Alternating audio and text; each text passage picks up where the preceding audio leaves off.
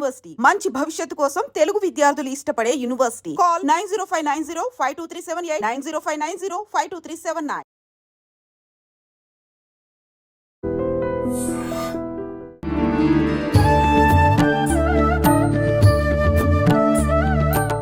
నమస్కారం, welcome to I dream. ధర్మ మార్గం విత్ విజిత కార్యక్రమానికి స్వాగతం. ప్రస్తుతం మనతో పాటు ఉన్నారు సమన్వయ సరస్వతి వాగ్దేవి పుత్రులు బ్రహ్మశ్రీ సామవేదం షణ్ముఖ శర్మ గురువు గారు. ఇప్పుడు గురుగారితో మాట్లాడి మరిన్ని విషయాలు తెలుసుకుందాం. మనకున్న సందేహాలన్నింటినీ కూడా నివృత్తి చేసుకునే ప్రయత్నం చేద్దాం. నమస్కారం గురుగారు. నమస్కారం అమ్మా. గురుగారు, శ్రీరామనవమి మనం ఇంతకు ముందు మాట్లాడుకున్న వీడియోలో కూడా ఉగాది నుంచి శ్రీరామనవమికి సంబంధించిన వసంత నవరాత్రులు కానివ్వండి, ఆ ఉత్సవాలన్నీ ప్రారంభమవుతాయని చెప్పి, అసలు శ్రీరామనవమి అనగానే మనం ఆ రోజున జరుపుకునేవి రాముడి పుట్టినరోజుగా జరుపుకుంటాము. ఆ రోజు వివాహం చాలా అట్టహాసంగా జరుపుకుంటాము. ఇంకొకటి పట్టాభిషేకము. అసలు జరుపుకోవాల్సింది ఏంటి? అసలు ఆ రోజు ప్రత్యేకత ఏంటి? బాగుందమ్మా. శ్రీరామనవమి ఒక మహావ్రతపర్వంగా మనకు శాస్త్రాల్లో వర్ణించి చెప్పారు. ఆ ధర్మశాస్త్రాల్లో ఉంది, అదేవిధంగా స్కాంద పురాణాదుల్లో ఉంది. రామాయణంలో రాముడు ఆవిర్భవించిన ఘట్టం మాత్రం ఉంది తప్ప నవమి వ్రత విధానం లేదు. అది ఇతర పురాణాల్లోంచి ధర్మశాస్త్రాల్లోంచి మనం తీసుకున్నాం. నవమి నాడు ఎలా చేయాలో కూడా శాస్త్ర విధి ఉంది. కొంతమంది రామోపాసకులు ఈ రోజున ఉపవాసం చేస్తారు, జాగరణ కూడా చేస్తారు. ఈ రెండు చేసి మరో రోజు పారణ చేయాలి. ఈ విధానం మన శాస్త్రం చెప్తుంది. అంతేకాదు రామ పూజ ఒకటి ముఖ్యం ఈరోజు. ఆ పూజ ఎలా చేయాలంటే బాలరాముని పూజించాలి అని ప్రధానంగా చెప్పారు. కౌసల్య దశరథులతో పాటు ఉన్నటువంటి రాముడు. ఒక గ్రంథంలో అయితే కౌసల్యాదేవి ఒడిలో ఉన్న రాముణ్ణి ఒక రూపుగా, వెండి రూపుగాను బంగారు రూపుగాను చేసి కలశం మీద పెట్టి ఆవాహన చేసి పూజించాలి అని చెప్పారు. బాలరాముని పూజ ఇది ప్రధానం. అయితే మన తెలుగునాట చేస్తున్న ఎక్కువ విధానం ఏంటంటే కళ్యాణం కూడా చేస్తారు. కానీ శ్రీరామ నవమికి కానీ సీతారామ కళ్యాణానికి సంబంధం లేదు. వారి కళ్యాణం జరిగింది పాల్గొన పూర్ణిమ నాడని కొన్ని శాస్త్రాలు చెప్తున్నాయి. వాల్మీకి రామాయణంలో ఉత్తర ఫల్గుని నక్షత్రం నాడు జరిగిందని మాత్రం చెప్పారు. ఆ లెక్క కొందరు చెప్పారు. కొందరు ఆ ఉత్తర ఫల్గుని నక్షత్రం కూడా వైశాఖ మాసంలో పెళ్ళి అయింది అన్నారు. రెండు రకాల అభిప్రాయాలు ఉన్నాయి. కానీ నవమి నాడు మాత్రం పెళ్లి కాలేదు. కానీ మన ప్రాంతాలన్నింటిలో కూడా కళ్యాణం చాలా ప్రధానంగా చేస్తారు. కనుక ఇది సంస్కృతిలో భాగంగా మనం చేస్తే తప్పు లేదు. అది ముఖ్యంగా మన వైపే ఎక్కువ కనబడుతుంది. కొంత కర్ణాటకలో కనబడుతుంది, తమిళనాడులో ఏమో కనబడవచ్చు. తెలుగు వారికి సీతారామ కళ్యాణం, శ్రీరామనవమి రెండు ఏకకాలంలో గుర్తుకొస్తాయి. అయితే ఈ కళ్యాణం వెనకాల కథ ఏంటంటే, మనకు భద్రాచల క్షేత్రం చాలా పవిత్ర క్షేత్రం ఉన్నది. అక్కడ ఉత్సవాలు చేస్తారు, రామునికి బ్రహ్మోత్సవాలు. అది ఈ రోజుతో ముగింపుకు వస్తాయి. ఎప్పుడైనా ఉత్సవం యజ్ఞం ముగింపుకు వచ్చినప్పుడు శాంతి కళ్యాణం చేస్తారు. అలా అక్కడ కళ్యాణం చేస్తారు. దాని ప్రభావం మన సంస్కృతి మీద ఉండి ఇది అంతా చేస్తున్నారు. మీరు ఇందాక చెప్పినట్టు వడపప్పు, పానకం, ఇది రామనవమి యొక్క ప్రత్యేకత. అంటే అక్కడ వాతావరణానికి తగ్గట్టుగా చల్లదనం కోసం చేస్తారు. ఒకటి ఇందులో విశేషం ఏంటంటే సీతారాములను ఒకటిగా చూడాలనే భావం అందులో ఉన్న గొప్పతనం. అంటే రాముడు అవతరించినప్పటికీ కూడా సీతమ్మ ప్రాధాన్యం కూడా రామావతారంలో ఉన్నది. సీత శక్తి ఆవిడ. అందుకు సీతమ్మతో రాముని ఉపాసించడమే చాలా విశేషమైన ఉపాసన. అందుకు రామనవమి నాడు పూజించేవారు కూడా సీతారాములుగా కూడా భావన చేయవచ్చు. రాముడు పుట్టినరోజు అయినప్పటికీ మనకు మాత్రం సీతా సమేతంగానే రాముడిని ఆరాధన చేస్తాం. ముఖ్యంగా తెలుగునాట పందిళ్లలో మనకు కనబడే మూర్తి కూడా మధ్యలో రాముడు ఉంటాడు, కుడివైపు లక్ష్మణస్వామి, ఎడంవైపు సీతమ్మ, అలాగే లక్ష్మణస్వామి చెంతనే రాముడికి నమస్కరిస్తాం హనుమంతుడు. ఈ మూర్తి సాధారణంగా మనం అందరం పూజిస్తాం. ఆ మూర్తి చాలా విశేషమైనది. దక్షిణే లక్ష్మణో యస్య వామే చ జనకాత్మజ పురతో మారుతిరి యస్య తం వందే రఘునందనం అనే మాట ఆ ధ్యాన శ్లోకంలో మనకు కనబడుతుంది. ఆ మూర్తిని ఈరోజు అందరూ పూజ చేస్తారు. ఇది మనం చూస్తే ఒకవైపు శక్తి ఉంది, ఎడంవైపు స్వామి, కుడివైపు భక్తి ఉంది. లక్ష్మణస్వామి భక్తులే, హనుమంతుడు భక్తులే, రెండు రకాల భక్తులు వాళ్ళు. కనుక కుడివైపు భక్తి, ఎడంవైపు శక్తి, రెండింటికి కేంద్రంగా రాముడు అని మనం ఆరాధన చేసుకుంటాం. ఇది చాలా మంచి భావన. ఆ స్వామిని మనం ఏ రూపంతోనైనా రామమూర్తిని రోజు ఆరాధించడం శ్రేష్టం. ఇది వ్రతదినం కనుక. ముఖ్యంగా కొన్ని గ్రంథాల్లో ఏం చెప్పారంటే, అయోధ్యలో రామచంద్రమూర్తిని ఈ రోజున ఆ జన్మభూమి ప్రాంతంలో దర్శించడం చాలా శ్రేష్టమని చెప్పారు. అందుకే ఇవాళ అంటే రామనవమి నాడు అయోధ్యలో చాలా విశేషమైన ఉత్సవం జరుగుతుంది. మీరు పరిశీలించితే మనం అయోధ్య వెళ్ళలేకపోయినా, సరయుని వెళ్ళలేకపోయినా మనస్సులో రెండింటిని స్మరించుకుని రామచంద్రమూర్తిని ఆరాధన చేయాలి. ఉపవాసాదులు చేయగలిగేవారు దాన్ని చేస్తారు. చేయలేని వారు రాముని పూజించి ఆయనకు నివేదించిన పదార్థాలు స్వీకరించి రామచింతన ఉండాలి. ఎప్పుడైనా ఒక దేవతకు సంబంధించినటువంటి పండుగ వచ్చింది అంటే ఎలా ఉండాలి అంటే తద్దేవతామయంగా ఉండాలంతే. కనుక రామనవమి నాడు రామమయంగా ఉండాలి. రామమయం ఎప్పుడవుతాం?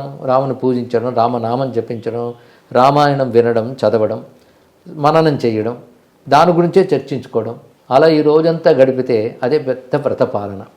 కనుక రామనవమిని రామమయంగా చేసుకుందాం. గురుగారు, అంటే నేను ఇది తప్పు చెప్తున్నానో కరెక్ట్ చెప్తున్నానో తెలియదు కానీ రామో విగ్రహవాన్ ధర్మ అని అంటుంటారు. ఏంటండి అది, ఎలా అర్థం చేసుకోవాలి? ధర్మం నిలబెట్టడానికే వచ్చిన నారాయణుడే రామచంద్రమూర్తి, అందులో సందేహం లేదు. అయితే ఆయన భగవంతుడు ఎప్పుడు పరిపూర్ణంగా ఉంటాడు. అవునండి. పరిపూర్ణుడైన భగవంతుడు ఏ రూపం ధరించినా పరిపూర్ణంగా వస్తాడు. కానీ మానవులందరూ పరిపూర్ణంగా ఉండలేరు.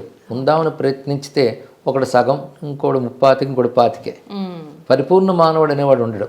కానీ పరిపూర్ణుడైన భగవంతుడు మానవుడిగా వస్తే పరిపూర్ణ మానవుడిగా ఉండగలడు. ఎందుకంటే నేను ఎప్పుడు పరిపూర్ణుడేగా, మానవుడిగా వచ్చిన పరిపూర్ణుడే.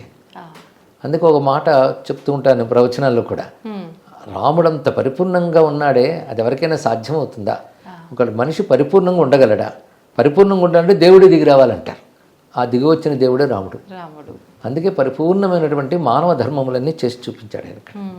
ధర్మం చెప్పే గ్రంథాలు చాలా ఉన్నాయి, ధర్మం చెప్పేవాళ్ళు కూడా చాలా ఉన్నారు. విశ్వనాథ సత్యనారాయణ గారు మాట అంటారు, మనుజులు ఈ రీతి నడువవలయునని చెప్పు మనుజులు లక్షలు కోట్లు, నడిచి నడిపించువాడు లేడు, మహితమౌ సృష్టి చిన్ననాటి నుండి ఒక్క శ్రీరాఘవుడు తక్క అన్నారు.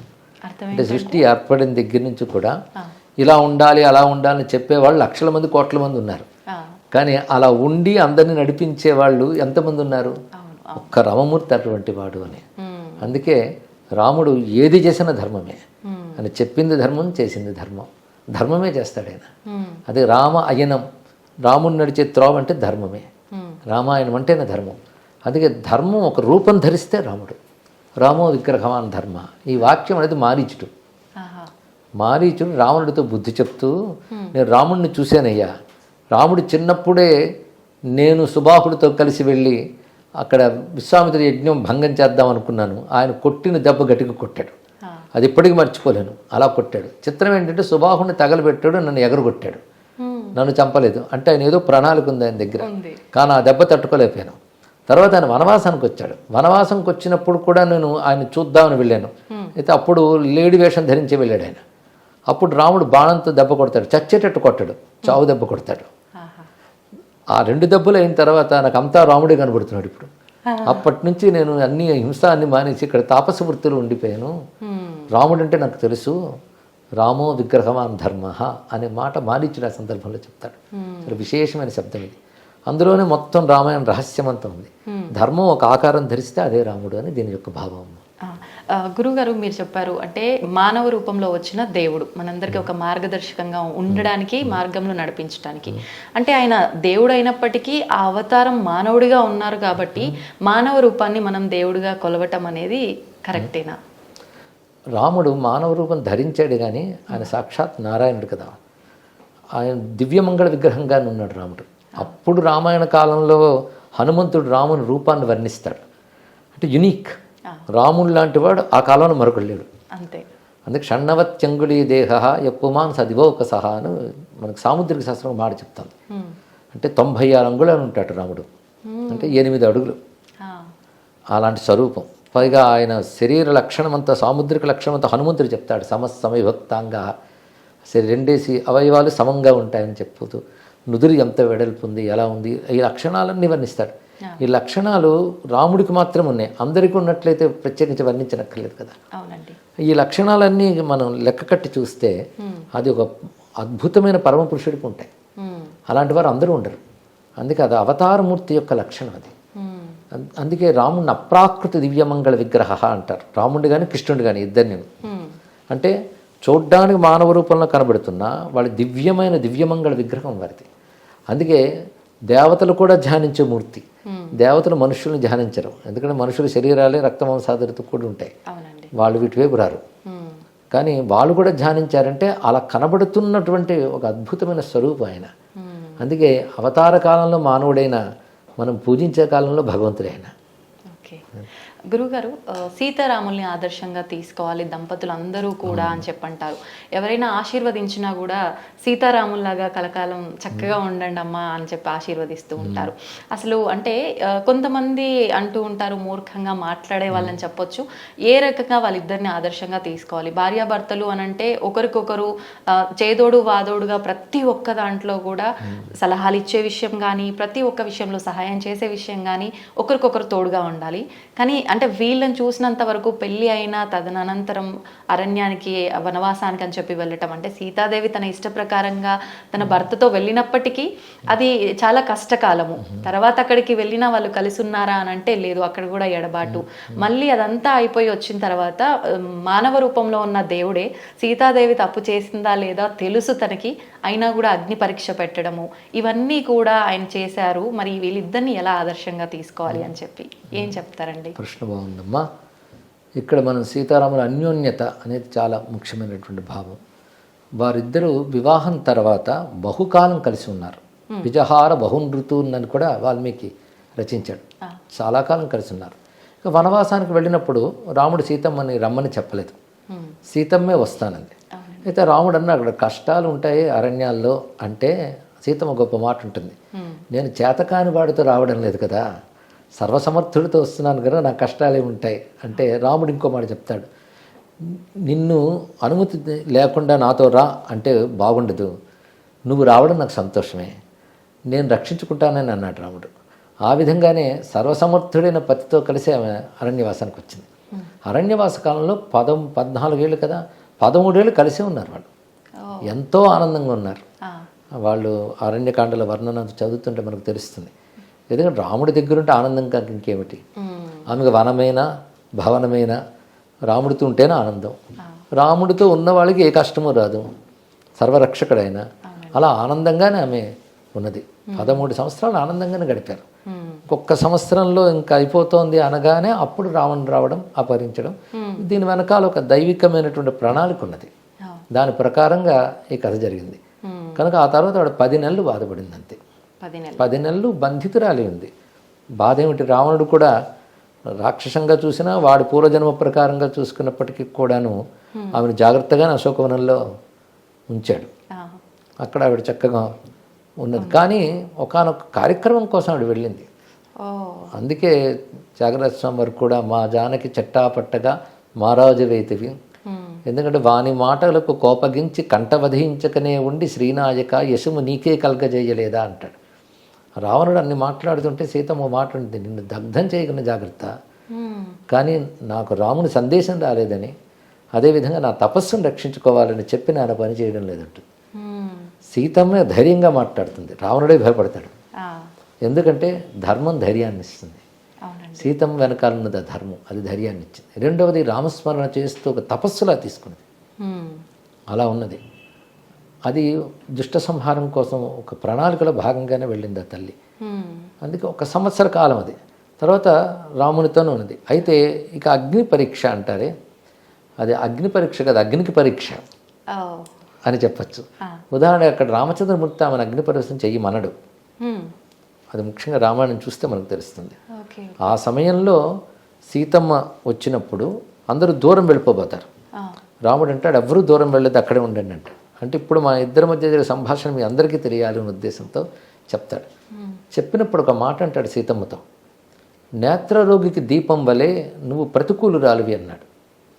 ఎందుకంటే ఇన్నాళ్ళు అసురుని యొక్క చర్యలో ఉన్నటువంటి దానము నువ్వు వచ్చేవంటే ఇది లోకాపవాద భీతి అని ఉంటుంది. సత్పురుషులకు అది ఒకటి ఉంటుంది, లోకంలో అపవాదం రాకుండా జాగ్రత్త పడాలి. పైగా ఆ మాట ఎంత చక్కగా అంటే నేత్రరోగికి దీపం వలె అన్నాడు. అంటే దీపంలో ఏం దోషం లేదు, చూసే కంటిలో దోషం, కనుక నీలో ఏ దోషం లేదు. కానీ పాలకుడైనటువంటి వాడు ప్రజలకి వ్యక్తిగత జీవితాన్ని కూడా ఆదర్శంగా చూపించాలి అనేటటువంటి ఒక న్యాయం ఉన్న రోజులవి. అప్పటి స్మృతి ప్రకారంగా కానీ పాలకుడి వ్యక్తిగత జీవితం కూడా ప్రజలకు జవాబుదారి. అందుకే ఎటువంటి కల్మషం లేదు అని రుజువు చేయడం కోసం ఆయన ప్రతికూలురాలివి కనుక ఇప్పుడు నేను పౌరుషంతో రాక్షసుడిని సంహరించి నేను విడిపించాను, అక్కడితో నా పని అయిపోయింది, తర్వాత నీ ఇష్టమని అంటాడు. అప్పుడు సీతమ్మ తనంత తానే వాళ్ళకి చెప్పి, అంటే లక్ష్మణస్వామి హనుమంతుడికి చెప్పి చితి రగల్చుకొని అగ్ని చుట్టూ ప్రదక్షిణ చేసి వెళుతుంది. రాముడికి తెలుసు అగ్ని సీతమ్మనేమి చేయలేదని. ఎందుకంటే మారీచుడికి తెలుసు, హనుమంతుడికి తెలుసు. మొత్తం లంక దహనమైనప్పుడు సీతమ్మ ఉన్న చోటు దహనం కాదు. అప్పుడు హనుమంతుడు ఒక మాట అంటాడు, నాగ్ని రగ్నవు ప్రవర్తతే అని. అగ్నినేమి చేయలేదు కదా అని భావం. అదేవిధంగా మారీచుడు రావణాసురుడు చెప్తాడు, సీత ఒక మహాగ్ని, దగ్గరికి వెళ్ళావా దగ్ధమవుతావు జాగ్రత్త. మారీచుడికి హనుమంతుడికి తెలిసినప్పుడు రాముడికి తెలియదా? అందులో పంచభూత దేవతాశక్తులు ప్రత్యక్షమయ్యే కాలం అది. అందుకే అగ్నిహోత్రంలోకి వెళ్ళిన వెంటనే మళ్ళీ అగ్నిదేవుడు వచ్చి రాముడికి సమర్పించేస్తాడు, దోషరహితురాలని చెప్తాడు. అప్పుడు రాముడు ఒక మాట అంటాడు, నాకు ఆ విషయం తెలుసు, కానీ లోకానికి అది రుజువు చేసి నేను అయోధ్యకి వెళ్ళాలి కనుక పని చేశానని చెప్తాడు. అక్కడ ఒక మాట అంటాడు రాముడు, అనన్యాహి మయా సీత భాస్కరేణ ప్రభాయత. సూర్యుడికి కాంతి ఎలాగో నాకు సీత అలాగా అన్నాడు. అన్యోన్య దాంపత్యం గురించి ఇంతకంటే గొప్ప మాట ప్రపంచ వాంగ్మయంలో లేదమ్మా. చిత్రం ఏంటంటే రాముడు లేనప్పుడు సీతమ్మ కూడా అదే మాట లంకలో చెప్తుంది, అనన్యా రాఘవేణాహం భాస్కరేణ ప్రభాయత, అదే మాట చెప్పింది. అంటే భార్య భర్తలంటే ఇదే, ఇద్దరు ఒకేలా ఆలోచిస్తారు, ఒకేలా చింతన చేస్తారు. కనుక రాముడు సీతమ్మ చింతన, సీతమ్మ రామచింతనలోనే ఉన్నారు. వాళ్ళ అన్యోన్యం అనేది వాళ్ళ దగ్గర సరిపోతుంది. పైగా భార్యాభర్తల దాంపత్యం ఎంత చక్కగా ఉండాలనేటువంటి రామాయణం చదివితే సీతమ్మ మాట తీరు, రాముడి మాట తీరులో ఎంత స్నేహంగా ఉంటాడో భర్త, అంతేగాని తాను ఆధిక్యం వహించడం అని కనబడదు. ఉదాహరణకి రాముడితో ఒక మాట ఉంటుంది, చనువు కొద్దీ చెప్తున్నాను, నువ్వు ధనుర్బాణాలు పట్టుకుని తిరుగుతున్నావు, నువ్వు వనవాసానికి వచ్చావు, కొచ్చవనం కొచ్చక్షాత్రం, నువ్వు రాజుగా ఉన్నప్పుడు పట్టుకు తిరుగు, వనవాసానికి వచ్చి నువ్వు ఇవన్నీ పట్టుకు తిరగడం ఏంటి నువ్వు అంటే, రాముడు ఎంత మృదువుగా చెప్తాడంటే, నీకు తెలియదు నువ్వు నోర్మి అనకుండా, నీకు నా మీద అభిమానం ఉంది కనుకనే నాకు చెప్పు, ప్రేమ లేని వాళ్ళకి చెప్తారా చెప్పు, నువ్వు ప్రేమతో చెప్పావు కనుక నీకు సమాధానం చెప్తున్నాను విను. నేను వనవాసానికి వచ్చే కానీ క్షాత్రాన్ని విడిచిపెట్టలేదు, నేను ఇతరులకు ఆపద కలగకుండా చూసుకోవడం క్షాత్రం నా బాధ్యత, అది అందుకే దీన్ని పట్టుకున్నాను అని చక్కగా సమాధానం చెప్తాడు. అలా భార్యాభర్త ఎలా మాట్లాడుకోవాలో కూడా కనబడుతుంది. ఎక్కడ కూడా కటువుగా రాముడు ఒక్క మాట అంటాడు. తర్వాత అయోధ్యకు వచ్చాక చాలా కాలం వాళ్ళు కలిసే ఉన్నారు. తర్వాత లోకాపవాదం ఏర్పడింది, తరాలు మారి లోకాపవాదం ఒకటి ఏర్పడింది. అది ఒక వ్యక్తి చెప్పింది కాదు, లోకంలో అందరూ అనుకుంటున్నారని మంత్రులు వచ్చి రాముడితో సమావేశంలో తెలియజేస్తారు. అప్పుడు ఉన్న ధర్మ ప్రకారంగా ఏంటంటే, ఒక అపనిందగానే ఉంటే దాన్ని దూరం పెట్టాలి కొంతకాలం, మళ్ళీ సత్యం రుజువయ్యే వరకు. అదొక నియమం, దానికి కట్టుబట్టాడు. కానీ నువ్వు వెళ్ళిపో, అడవిలో వదిలే ఇలా అనకలేదు ఆయన. ఎందుకంటే ఈ సమావేశం ముందు రాత్రి వేళ సీతమ్మతో మాట అంటాడు, గర్భవతి నువ్వు, నీకు ఏది ఇష్టమో అది చేస్తాను చెప్పు అంటాడు. నాకు మన వనవాస కాలంలో మునుల ఆశ్రమాలన్నీ తిరిగినవి చాలా గుర్తున్నాయి, చాలా ఆనందంగా ఉంటాయి. నాకు వాల్మీకి మహర్షి వాళ్ళ ఆశ్రమాలు చూశాను, ఆ ఆశ్రమాలకు వెళ్ళాలనుంది అని చెప్తుందమ్మ. అది అయిన వెంటనే ఈ సమావేశం ఏర్పడుతుంది. ఆ మరుసటి రోజు ఉదయం లక్ష్మణస్వామిని పిలిచి, ఆమె ఇలా వాల్మీకి ఆశ్రమం అవి వెళ్ళాలని అనుకున్నది కాబట్టి నువ్వు వనం దగ్గర విడిచిపెట్టిరా అంటాడు. విడిచిపెట్టిరా అన్న మాట, విడిచిపెట్టిరా అన్నాడు అంటే ఆమెకు చెప్పలేదు ఈ మాట, ఇతని ద్వారానే చేయించాడు. కానీ అందులో ఒక అనుమాన వాక్యం కానీ ధిక్కార వాక్యం కానీ రెండూ లేవు. దాని ప్రకారం లక్ష్మణస్వామి వాల్మీకి ఆశ్రమంలో విడిచిపెడతాడు. కానీ ఈ విధంగా అపవాదుకు భీతి చెందే ఇలా చేశాడన్న విషయాన్ని కూడా లక్ష్మణుడు తెలియజేస్తాడు. సీతమ్మకి ఈ ధర్మం తెలుసు, రాజధర్మం. ఎందుకంటే రెండు ధర్మాలు ఘర్షించినప్పుడు ఏ ధర్మం నిలుపుకోవాలి, భర్తృధర్మం రాజధర్మం. రాజధర్మం ప్రకారంగా ప్రజాభిప్రాయానికి విలువనివ్వాలి, మళ్ళీ దోషరహితాన్ని రుజువయ్యే వరకు దానికి తగ్గట్టుగా దూరం పెట్టాలి, అది ముందు, అది రాజధర్మం. భార్యను విడిచిపెడితే భర్తృధర్మం దెబ్బతింటుంది. రెండు ధర్మాలు ఘర్షించినప్పుడు దాన్ని ఎలా సంయమనం చేయాలో రాముడికి మాత్రమే తెలుసు. అందుకే ఇంత చక్కగా చేశాడు. ఆ సమయంలో రాముడు దుఃఖంతోనే ఉన్నాడు. తర్వాత యజ్ఞాలు చేశాడు ఎన్నో, ప్రతి యజ్ఞంలో స్వర్ణ సీతని పెట్టుకున్నాడే తప్ప సీత త్యాగం చేయలేదుగా. సీతమ్మ పట్ల భార్యాభావం ఉంది, ఆమెకి భర్తృభావం ఉంది. అందుకని వాళ్ళిద్దరు వేరు కాలేదనే చెప్పాలి, భౌతికంగా వేరైనా వాళ్ళిద్దరి యొక్క అనుబంధం అలాంటిది.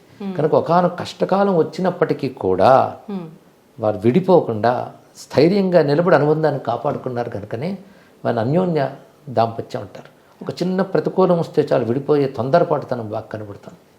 కానీ కాలంలో ఒక ప్రతికూలత వచ్చినప్పటికీ అనుబంధాన్ని కాపాడుకోవాలి.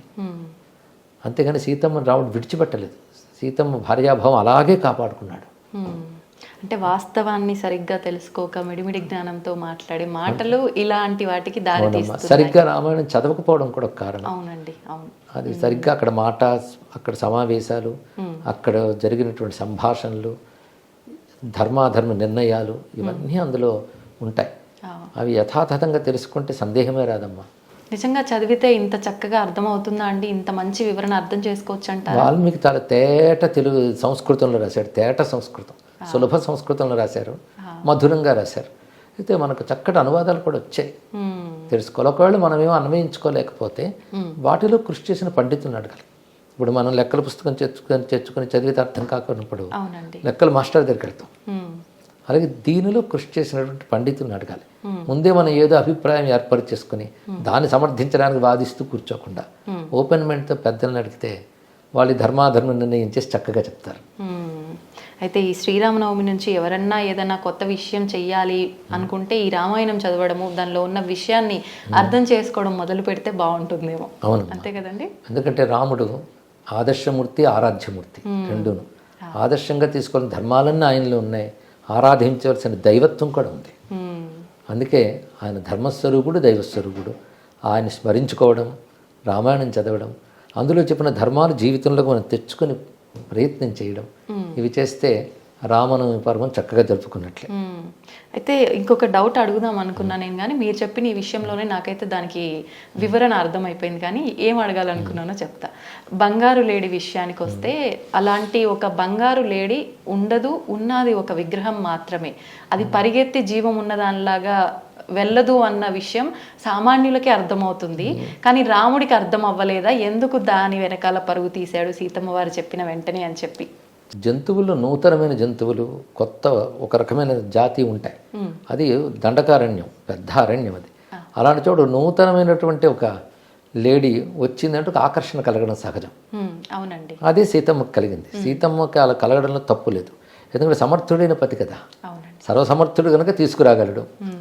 అందుకే తీసుకురమ్మంటుంది. పైగా ఇప్పుడు త్వరలో మనం వెళ్ళిపోబోతున్నాం, లేడీనైనా తీసుకెళ్ళచ్చు, దాని చర్మాన్ని తీసుకెళ్ళినా అందరూ ఆశ్చర్యపోయి చూస్తారు, కాబట్టి తీసుకురా అంటుంది. అప్పుడు లక్ష్మణుడు చెప్తాడు ఏమని, నాకు ఇది మాయలేడు అనిపిస్తున్నది, స్పష్టంగా చెప్తాడు. మారీచుడు అంటే వేషాలు వేసి తిరుగుతుంటాడు అని నాకు తెలుసుకున్నాను, వాడే అయ్యుంటాడు అంటే రాముడు గొప్ప మాట అంటాడు. నిజంగా లేడీ అయితే నేను తీసుకొస్తాను, ఒకవేళ రాక్షసమై అయితే దాన్ని ఛేదిస్తాను, అది ఛేదించాలి. కానీ రెండుతో ఏదైనా నేను చేయాలి కనుక నేను వెళతాను, జాగ్రత్తగా కూర్చో అన్నాడు. కనుక రాముడు ఏమీ పొరపాటు పడలేదు, స్పష్టంగా రాక్షసం అయితే ఛేదిస్తాను, లేడైతే తీసుకొస్తాను అనుకునే బయలుదేరి వెళ్ళాడు. సీతమ్మ ఆకర్షణ పడ్డంలో తప్పేం లేదు, అడిగినది అంతే. అయితే అక్కడ ఘటన వెనకాల కారణం చాలా ఉన్నాయనుకోండి. అయితే లక్ష్మణస్వామిని కాపలా పట్టి వెళ్ళాడు, వదిలి వెళ్ళిపోలేదు కదా. తర్వాత ఆయన కాపలాను కూడా ఆవిడ అక్కడ ఉండనివ్వకుండా మాట్లాడింది. ఆ తర్వాత కథ అంతా మరోవైపు దారితీసింది. కానీ ఆ సమయంలో సీతమ్మది కానీ రాముడిది కానీ ఇద్దరిది తప్పేం లేదు. ఓకే. అయితే రావణుని విషయానికి వస్తే ఎవరి ధర్మం వాళ్ళు నిర్వర్తించాలి అంటారు. రావణుడు రాక్షసుడు అన్న విషయం తెలిసిందే. మరి రాక్షస ధర్మం అనేది తను పాటించాడేమో, తనని మనం దుర్మార్గుడుగా చూడటం కరెక్టేనా? ధర్మం అనేది రాక్షసులకు ఒకటి, దేవతలకు ఒకటి, మానవులకు ఒకటి ఉండదమ్మా. ధర్మం ధర్మమే. ధర్మంలో పరస్త్రీని చెరబెట్టడం అనేది ఎవరికైనా అధర్మమే, అది ఎవడు చేసినా తప్పే. ఎందుకంటే రాక్షసులు అనగానే వాళ్ళు అధర్మాలు చేస్తూ తిరుగుతున్న జాతి అనడానికి లేదు. రాక్షస జాతి చాలా గొప్పది. మరి బలిచక్రవర్తి చాలా గొప్పవాడే, ప్రహ్లాదుడు చాలా గొప్పవాడే. కనుక రాక్షసులు కూడా ధర్మాన్ని పాటించాలి. పరస్త్రీని అపహరించడం ఏ ధర్మంలోనైనా తప్పే, అది రాక్షసులకైనా దేవతలకైనా. ధర్మం మాత్రం ఒకటే, దేవధర్మం రాక్షస ధర్మం ఉండదు. అందుకే రాక్షసుల్లోనే గొప్పవారైనటువంటి వాళ్ళు రావణుడితో చెప్తారు, ఇన్ని చదివిన వాడివి పరస్త్రీని అపహరించడం తప్పని తెలీదా, తప్పు కదా అని రాక్షసులే చెప్తారు. అందులో విభీషణుడు రాక్షసుడేగా. అలాగే మాల్యవంతుడు తాతగారు అవుతారు ఈయనకి, అమ్మ తరపు నుంచి. అలాంటి వాళ్ళే చెప్పారు నువ్వు చేసిన తప్పు అని చెప్పారు ఇక్కడ. కనుక రాక్షస ధర్మం కూడా కాదు, అది పూర్తిగా అధర్మం. అది తెలియక కొంతమంది రాక్షస ధర్మం ఆయన చేసేయడం అంటుంటారు, తెలియక. ధర్మం అంటే స్వభావం అని ఒకటి అర్థం ఉంది, ధర్మం అంటే సత్కర్మ, శాస్త్రము రెండు ఉన్నాయి. కనుక రాక్షస స్వభావం అని చెప్పి సమర్థించడానికి లేదమ్మా, అది రాక్షస స్వభావం కూడా కాదు అది. పైగా వాడు నాగరికుడే, తపస్వే. హనుమంతుడు కూడా చెప్తాడు, ఇంత తపస్సు చేసి ఇంద్రియాలను గ్రహించావు, ఒక్క చిన్న విషయం నీకు తెలియదా, ఇంతకాలం చేసిందంతా మొత్తం పోయింది కదా, నువ్వు తపస్సు లాంటివి చేసిన ధర్మముల ఫలితం సుఖం అనుభవించడం, అది అయిపోయింది. నువ్వు చేసిన అధర్మాల ఫలితం ప్రారంభమైంది ఇప్పుడు అని చెప్తాడు. ఇప్పుడు రావణుడు మంచి శివభక్తుడు అంటారు. మీరు చెప్పినట్టుగా ఎన్నో జ్ఞానాలు సంపాదించుకున్న ఆయన ఉపాసన వల్ల. రాబోయే బ్రహ్మ అని కూడా అంటారు. అంటే హనుమంతుడు రావణుడు మాత్రమే ఎన్నో వేదాలని చదివిన వాళ్ళలో గొప్ప వ్యక్తులు అని చెప్పి అంటూ ఉంటారు. మరి అన్ని చదివినప్పుడు మామూలుగా మనం దేవత ఆరాధన ఉపాసన చేస్తేనే మనకి ఎంతో కొంత అందులో నీతి అర్థమవుతుంది, మంచిగా ఉండాలి అనే ఒక విషయం అర్థమవుతుంది. అన్నీ తెలుసుకున్న అతనికి ఒక ఆడ మనిషిని అంటే సీతాదేవిని అలా అపహరించడం తప్పు అనే ఒక చిన్న విషయాన్ని ఎలా మర్చిపోయాడు అంటారు? దాన్ని వినాశకాలే విపరీత బుద్ధి అంటారు, ఎన్ని తెలిసిన. పైగా రావణుడు శివభక్తుడు అని ఒక వ్యాప్తి లోకల్లో ఉంది, కానీ నిజంగా పెద్ద గొప్ప శివభక్తుడు కాదు. ఎందుకంటే ఆయన తపస్సు చేసినప్పుడు వచ్చింది బ్రహ్మదేవుడు. అలాగని బ్రహ్మదేవుడిని ఉద్దేశించి ఆయన తపస్సు చేయలేదు. ఒక నియమము, ఒక తపస్సు చేస్తే లోక సృష్టికర్త అయినటువంటి వాడు చేసిన దానికి ఫలితం ఇవ్వాలి. అందుకు బ్రహ్మదేవుడు వచ్చాడు. ఎందుకంటే ఆయన ఏ దేవుడు భక్తుడు కాదు, తన కోరికకు భక్తుడు ఆయన. అందుకే కోరికలు కోరుకున్నాడు. తర్వాత వచ్చిన ప్రతాపంతో వరబలంతో గర్వించి అందరి మీద దండయాత్రలు చేశాడు. ఆ చేస్తూ చేస్తూ కుబేరుడు వద్దకు వచ్చి అలకాపురిని ఆక్రమించుకున్నాడు. అయితే అప్పుడు కుబేరుడు విశ్రవసో బ్రహ్మ వద్ద, అంటే రావణుడికి కూడా ఆయన తండ్రి, కుబేరుడికి ఆయన తండ్రి, వెళ్ళి ఇలా వాడు దండయాత్రకు వస్తున్నాడంటే ప్రస్తుతం కాలం వాడికి అనుకూలం ఉంది కనుక నువ్వు ఖాళీ చేసి వచ్చే అంటాడు. అప్పుడు అలకాపురిని ఆక్రమించుకుని కుబేరుడి పుష్పక విమానాన్ని తీసుకుంటాడు. ఆ పుష్పక విమానం ఎక్కడికైనా వెళుతుంది, ఏ లోకానికైనా. కానీ కైలాసం దగ్గరికి వచ్చేటప్పటికల్లా రాలేకపోయింది. అప్పుడు అక్కడ నంది నవ్వి, నీ విమానం ఇక్కడికి రాలేదు, సాధ్యం కాదు సుమా అంటే, అప్పుడు గర్వించి కిందకి దిగి, నేను కైలాసం దగ్గర రాకూడదంటే కైలాసాన్ని నా దగ్గర తీసుకెళ్తానని పెకలించుతాడు. ప్రయత్నించాడు. వాడి తపోబలం ఉంది, శరీర బలం ఉంది కానీ పెకలించి ప్రయత్నం చేస్తాడు. అప్పుడు శివుడు బొటన వేలుతో ఒక నొక్కగానే చేతులు చిదిగిపోయి ఏడుస్తాడు. అప్పుడు పరమేశ్వరుడు వచ్చి రావము చేసి ఏడ్చేవాడు కనుక నీ పేరు ఎక్కడి నుంచి రావణుడు అని చెప్తాడు. ఆ తర్వాత నుంచి అతడు శివభక్తుడు అయ్యాడు. భక్తుడయ్యాడు అంటే శివ పూజలో చాలా మహిమ ఉందని చెప్పి శివారాధన చేసుకుంటూ వచ్చాడు. అయితే మిగిలిన పురాణాలు ఇవన్నీ కొంచెం దాన్ని ఎక్కువ చేసి ఆయన రుద్రవీణ మీటాడని ఇవన్నీ చెప్తారు, కానీ అది రామాయణంలో ఉన్న రావణ కథలు లేదు అది. కాబట్టి అతడు అవసరానుగుణంగా మారాడు. అంతేగాని శివభక్తుడు అంటే తన కోరికలతో భగవంతుని పూజించే వాళ్ళందరినీ భక్తులు అనుకోకూడదు. వాళ్ళందరూ సకామ భక్తులు అంతే. అయితే వేదాది విద్యలని చదివాడు, సామాన్యుడు కాదు, చదువుకున్నవాడు చాలా. అందుకే అలాంటి వాడిని సంహరించడానికి భగవంతుడి దిగి రావాల్సి వచ్చింది. ఇక్కడ తపోబలం ఉన్నవాడు, జ్ఞానబలం ఉన్నవాడు. అయితే కాబోయే బ్రహ్మ అనేది హనుమంతుడి విషయంలో చెప్తారు, పురాణాల్లో ఉంది, రామాయణంలో ఆ విషయం లేదు. రావణుడు కూడా అనేక శాస్త్రములన్నీ చదువుకున్నవాడే. అందుకే సీతమ్మ ఒక మాట ఉంటుంది, విశ్వనాథ రామాయణంలో ఉంటుంది. సీతమ్మ కూడా ఒక బాగా చదువుకున్నావు, నీ రాజ్యంలో సత్పురుషులు లేరా, ఉన్నా వాళ్ళ మాట నువ్వు వినవా, ఇలా మందలిస్తుంది. విశ్వనాథ వారితో ఒక మాట అంటారు, వచో విభవ దేవత తీసిన కాలిగోరినా అన్నాడు. నువ్వు ఎలా తిరుగుతావే, మళ్ళీ బ్రహ్మలోకానికి ఏ మొహం పట్టుకు వెళ్తావు, సరస్వతీదేవి తీసేసిన కాలిగోరులాగా అంటుంది. తీసేసిన కాలుగోరు అంటే అది అమంగళం. అంటే మరి సరస్వతి కాలుగోరు అంటే విద్య ఉంది, విద్య సంస్కారం గంధం ఉంది, కానీ ఏం లాభం, నువ్వు తీసేసిన కాలిగోరులు లాంటి వాడివని ఉంటుంది. అంటే ఎంత విద్య ఉన్నా అన్నీ ఉన్నప్పటికి కూడా ధర్మం అనేది లేకపోతే దెబ్బతింటారు. అయితే అంత విద్య ఉన్నా ధర్మస్పృహ ఎందుకు లేదంటే అహంకారం. విద్యావంతులందరూ ధార్మికంగా ప్రవర్తిస్తారని చెప్పలేం, ధార్మికులందరికీ విద్య ఉంటుందని చెప్పలేం. కొందరు విద్య లేకపోయినా ధర్మ సంస్కారాలు ఉంటాయి. కొందరు ఏం చేస్తారంటే వాళ్ళ పాండిత్యాన్ని అంతటిని వాళ్ళ అధర్మాన్ని సమర్థించడం కోసం వాడతారు. అందుకే విద్య ఉండడం వల్ల ధర్మం ఉంటుందని చెప్పలేం. అయితే విద్య ఉంటే ధర్మస్పృహ రావాలి, అది వస్తే చాలా మంచిది. దాన్ని వినియోగించుకోవడం తక్కువ. పైగా వాడు అసుర లక్షణం, అహంకార లక్షణం, ఆ పని చేయనివ్వలేదు. గురుగారు, ఆఖరణ ఒక చిన్న విషయం, అంటే ఆదర్శ దంపతులుగా ఎందుకు తీసుకోవాలన్నది మీరు చెప్పిన వివరణ అయితే నిజంగా చాలా బాగుంది. ఇప్పటి జనరేషన్ వాళ్ళకి నిజంగా అంత ఆదర్శంగా ఉండలేరేమో, కొంతలో కొంత ఉండాలంటే ఒక చిన్న మెసేజ్ ఏమిస్తారు? ఎప్పుడైనా మానవ సంబంధాలు నిలబడేవి సహనం, సర్దుబాటు, ఈ రెండింటి వల్ల నిలబడతాయమ్మా. అలాగే మన పూర్వతరాలన్నీ అలాగే నిలబెట్టుకుంటూ కుటుంబ వ్యవస్థని ఇక్కడ దాకా తీసుకొచ్చాయి. భార్యాభర్తలు ఎప్పుడు కలిసి ఉండాలి, అదొక్కటే. ఎందుకంటే విడిపోవడానికి కారణాలు వీళ్ళు వెతుకుతారు, కలిసి ఉండడానికి కారణాలు వెతుకుతే అవి కనబడతాయి. మన శరీరంలో ఏదో ఒక అనారోగ్యం వచ్చిందనుకోండి, శరీరం విడిచిపెట్టాలనుకోం కదా, దాన్ని సవరించుకోవాలనుకుంటాం, లేకపోతే దాంతోపాటు బతికేస్తాం. ఎందుకంటే శరీరానికి ప్రాణానికి ఎంత అనుబంధం ఉంటుందో భార్యాభర్తలు కూడా అంతే అనుబంధం ఉండాలి. పరస్పరం ఇద్దరు స్నేహితులు కనుక సహనము, సర్దుబాటు. ఒకరు హద్దు తప్పితే ఇంకొకరు కాస్త సహనం వహించి వాళ్ళని సవరించే ప్రయత్నం చేయాలి, సర్దుబాటు చేసుకునే ప్రయత్నం చేయాలి. వీటితోనే ఏ రిలేషనే నిలబడుతుంది. ఎందుకంటే విడిపోతూ వెళ్తూ ఉంటే ఎవరితో సర్దుకోగలరు? కాబట్టి అది నిలుపుకోవాలి. ఎందుకంటే కుటుంబం కోసం నిలుపుకోవాలి.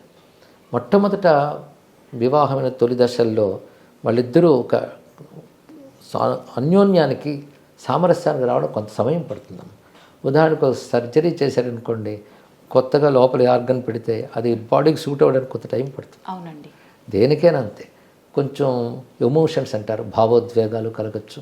ఇంటలెక్ట్, ఎమోషన్స్, ఒకవైపు బుద్ధి ఆలోచన, ఇంకోటి భావోద్వేగాలు, ఇంటి మధ్య ఒక సామరస్యం రావడం కష్టం, కొంచెం కాలం పడుతుంది. అందుకు పెద్దలు ఈ సమయంలో బాధ్యత వహించాలి. అందుకే అటు ఇటు పెద్దలు పెళ్ళికి పూనుకోవడానికి అదే కారణం. వీళ్ళు ఏవైనా ఆవేశాలు వస్తే సర్దుబాటు చేస్తారు.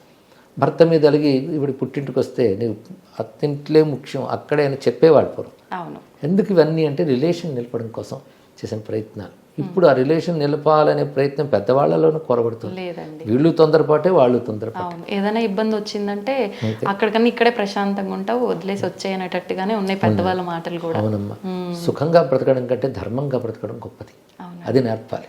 కాస్త సహించేన కష్టాన్ని ఓర్చుకునైనా ధర్మాన్ని కాపాడుకుంటే ధర్మం ఎప్పుడైనా మనం కాపాడుతుంది. అలా ధర్మం బేస్డ్గా రిలేషన్స్ ఉండాలి. అంతేగాని మనం మనస్సు చెప్పినట్టు అనుబంధాలు ఉండకూడదు, ధర్మం చెప్పినట్టు అనుబంధాలు ఉండాలి. భావోద్వేగాలు అనుబంధాలు నిర్ణయించకూడదు, ధర్మం నిర్ణయించాలి. అలా ధర్మబంధమైన అనుబంధాల గురించి చెప్పే కనుకనే రామాయణం లాంటి గ్రంథాలు మనకు నిలబడిపోయాయి. ఈ విధానం అంతా కరెక్ట్గా ఉండాలి, ఇలాంటివి జరగకుండా అంటే పిల్లల్ని పెంచేటప్పటి నుంచే మనం ఇలాంటివన్నీ కూడా అలవర్చాలంటారా గురుగారు? అవునమ్మా. మైండ్ సెట్ ఎలా చేసామనేది చాలా ముఖ్యం. నిన్న మొన్నటి తరాల వరకు కూడాను బాహ్యంగా ఏం చదువుకున్నా ఈ ధర్మం పిల్లలకు అందేటట్టు ఇంటి ద్వారా అందించేవారు. ఇప్పుడు పిల్లల జీవితం విద్యార్థి దశ నుంచే ఇంట్లో తక్కువైపోయింది, ఇంటితో అనుబంధం తగ్గిపోయింది. అవునండి. పెద్దవాళ్ళకు కూడా తెలియని కాలమే వచ్చేసింది. కానీ తెలుసుకోవాలి. అందుకు ఇదిగో ప్రవచనాల ద్వారా, సద్గ్రంథాల ద్వారా అందించే ప్రయత్నం చేయాలమ్మా. చిన్నప్పటి నుంచి ఇలా నేర్పుతూ ఉంటే ధర్మం యొక్క ప్రాధాన్యత తెలుస్తుంది, వాళ్ళే కాపాడుకోగలరు తర్వాత. గురుగారు, కాలం విషయానికి వస్తే ఇందాక మీరు స్టార్టింగ్లో చెప్పినప్పుడు కాలం గురించి, కాలం ఎప్పుడూ మంచిదే, ప్రతిరోజు కూడా మంచిదే, ఏది అంటే చెడ్డది కాదు, ఏది మనకు అపాయం చేయదు అని చెప్పి. కాలము అంటే ఒక సమయం కింద తీసుకున్నాం అనుకోండి, ఆ సమయాన్ని ఎవరు ఎలా ఉపయోగించుకుంటున్నారో దాన్ని బట్టే వెళ్తుంది. కానీ ఒక్కొక్కరు అంటే ఏం ఆలోచిస్తారంటే మన కర్మని బట్టే మనం ఉపయోగించుకునే సమయమైన ఏదైనా ఉంటుంది, ఇవన్నీ మాటలు అంటుంటారు. ఏం చెప్తారంటే ఇటువంటి వాళ్ళు? మన కర్మని బట్టి అంటే ఒకప్పుడు మనం చేసుకున్న కర్మేగా, అది కూడా మనం చేసిందే కదా, తానంత తాను రాదు కనుక ఒకప్పుడు మనం చేసుకున్న దాని ప్రకారం ఉన్నప్పుడు అదేంటో మనకు తెలియదు కనుక ఇప్పుడు మనం చేయాల్సింది జాగ్రత్త పడాలి. ఎందుకంటే కాలం యొక్క ప్రభావం మన మీద ఎంత ఉంటుందో మన యొక్క ప్రభావం కాలం మీద ఉంటుంది. ధర్మాధర్మాలు లోకల్లో ఉంటే దానికి తగ్గట్టుగా కాలం అనుకూల ప్రతికూలాలు ఉంటుంది. ధర్మాధర్మాలు మన నుండే వస్తాయి కదా. అందుకు కాలం చెడు చేసిందనే కంటే మనం చేసిన కర్మ కాల రూపంలో ఫలితాన్ని ఇస్తుంది. అందుకే సత్కర్మ చేస్తుండాలి. ఇదివరకు ఏదో దుష్కర్మల వల్ల ఇప్పుడు కాలం ప్రతికూలంగా ఉన్నప్పటికీ ఇదివరకటిది మనం ఇప్పుడు వెళ్ళి సవరించుకోలేం. కానీ ఇప్పుడు సత్కర్మాచరణ చేస్తూ ఏమైనా ప్రతికూలత వచ్చినా ఒకప్పుడు చేసుకున్న చెడ్డ పని యొక్క ఫలితం ఇదేని కొంచెం సహనం వహిస్తూ ఉంటే, అందుకే ఇందాక చెప్పినట్టే సహనం వహించాలి, సవరించుకోవాలి. ఈ రెండిటితో మనం కాలం అనుకూలం చేసుకోవచ్చమ్మా. గురుగారు, తల్లిని మించిన దైవమే లేదు అంటుంటారు. అంటే భగవంతుడే గొప్ప, సృష్టికి మూలమే భగవంతుడు అంటాం. మరి భగవంతుడి కన్నా కూడా తల్లి గొప్పనా ఎలా అర్థం చేసుకోవచ్చు అంటారు? అంటే భగవంతుడు సర్వవ్యాపకుడు పరమాత్మైనా ప్రత్యక్షం కాదు కదా. భగవంతుడు ఎలాగైతే మనకు కారణమై మనల్ని పోషిస్తూ రక్షిస్తూ ఉంటాడో అలా మన పుట్టుక కారణమై మనల్ని పోషించి రక్షించి కాపాడడం అనే ఒక దైవత్వం తల్లిలో కనబడుతుంది, తండ్రిలోనూ అలాంటి దైవత్వం కనబడుతుంది. అందుకే ఒక దైవీ గుణం లక్షణం అక్కడ ఉంది కనుక వాళ్ళని ఆరాధిస్తే దేవతలను ఆరాధించినట్లే. అది మాతాచ పార్వతీదేవి పితాదేవో మహేశ్వర అంటారు. అంటే పార్వతీదేవి తల్లి, శివుడే తండ్రి అని. అందులోనే తల్లే పార్వతి, తండ్రి శివుడు అని భావం కూడా తీసుకోవాలి ఇక్కడ. అలాగ వాళ్ళని మనం గౌరవించి వాళ్ళని బాధ పెట్టకుండా చూసుకోవాలని, దానివల్ల కుటుంబ సంబంధం బలంగా ఉంటుంది. కనుక ఏ పిల్లవాడైతే తల్లిదండ్రులను గౌరవిస్తాడో ఆ పిల్లవాడు తాను కూడా తండ్రో తల్లి అవుతాడు. అప్పుడు వాడు ఆదర్శంగా నిలబడతాడు. కనుక ఇది పరంపరను కాపాడుతుంది. గురుగారు శివుడు అన్నారు కాబట్టి నాకు ఒకటి అడగాలనిపించింది. ఇది నా పర్సనల్ క్వశ్చన్ అనమాట. నాకు శివుడు అంటే అది భక్తి అని చెప్పలేని ఒక రకమైన పిచ్చి. ప్రతి పని చేసినా, ఏ పని చేసినా కూడా శివుడు శివుడు, నా శివయ్య నా శివయ్య అని ఒక ఇంట్లో పర్సన్ లెక్క నేను ఫీల్ అవుతా. వేరే ఏదైనా టెంపుల్కి వెళ్ళాలన్నా అమ్మో నా శివునికి కోపం వస్తుందేమో, నా శివుడి గుడికి తప్ప నేను ఎక్కడికి వెళ్ళను, ఎవరైనా తిరుపతికి వెళ్దాము అని అన్నా కూడా నేను తిరుపతికి రాను, శివుడు కూడా ఏదైనా ఉంటే చెప్పు. ఇలా ఒక రకంగా అయిపోయింది. అంటే నాలా చాలా మంది ఉన్నారేమో, ఒక దేవుణ్ణి ఇష్టపడి నా ఇష్టదైవం ఈయన అనుకున్నప్పుడు ఇంకో దేవుణ్ణి ఆరాధించటము వెళ్ళటము అనే ఆలోచన అసలు ఎందుకు రాదు? అంటే ఎలా తీసుకోవచ్చు అంటారు దీన్ని? ఇవి రెండు వైపులు ఉంటుంటాయమ్మా. కొందరు విష్ణు భక్తులు అనుకుని శివాలయానికి మేము రాము అనుకుంటారు. ఇది కొంచెం మనస్తత్వం వల్ల కూడా అనిపిస్తుంది. అలా అనిపించిన ప్రేమకు సంకేతమే. అందులో ఇతర దేవతను తక్కువ చూసామని అర్థం కాదు, మన దేవతని ఎక్కువగా చూసామని అర్థం. వెళ్ళినా తప్పు లేదు. ఎందుకంటే సర్వదేవతలు ఒకే భగవంతుని యొక్క స్వరూపాలు అనేది మన శాస్త్రం చెప్తోంది. మన శివుడి మీద ఇష్టం ఉన్నప్పుడు శివుడే ఈ దేవతల రూపంలో ఉన్నాడని వెళ్ళి నమస్కరించవచ్చు. నాకు ఈ సమయంలో లీలాసుకుడు కృష్ణకర్ణామృతంలో ఒక మాట అంటాడు, నేను కనిపించిన ప్రతి దేవుడికి దండం పెడతాను. ఏమడుగుతానంటే నా కృష్ణుడిపై నా భక్తి మరింత పెరిగేలాగా ఆశీర్వదించమని అడుగుతాను. నందస్య పుణ్య నిశ్చయే మా భక్తి రస్తు అంటాడు. అద్భుతం, బాగుంది కదా. అలాగే మనం కూడా ఈ దేవతలందరినీ అంగీకరిస్తాం సనాతన ధర్మంలో. కనుక మన ఇష్టదైవం మీద భక్తి పెరిగేలాగా వీళ్ళు అనుగ్రహించవచ్చు. దేవతలకు ఏమైనా కోపం వస్తుందా అండి? అలాంటివి ఏవీ లేవు, మనం ఏర్పరచుకున్న భావాలే. ఎందుకు సర్వదేవ నమస్కార కేశవం ప్రతి గచ్చతి అని మాట ఉంది. అదేవిధంగా సర్వదేవ నమస్కార శంకరం ప్రతి గచ్చతి అని కూడా అంటారు. ఎవరికి నమస్కరించినా వెళ్ళేది ఒక్కరికి, ఒకే పరమాత్మకి. ఎక్కువ తక్కువలు ఏవీ లేవు. ఇష్టం ఒకరి మీద ఉంటుంది అంటే అర్థం ఇంకొకరి మీద అనిష్టం అని కాదు.